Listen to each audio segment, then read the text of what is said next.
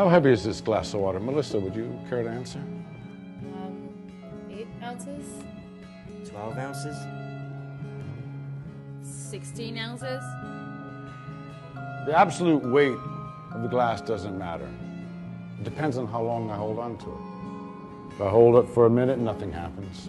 If I hold it for an hour, my arm will begin to ache. If I hold it all day long, my arm will feel numb and paralyzed. Well, the weight of the glass hasn't changed, but the longer I hold on to it, the heavier it becomes. The stresses and the worries of life are like this glass of water. If you think about them for a little while, there's no problem. Think about it for a little bit longer, it begins to hurt.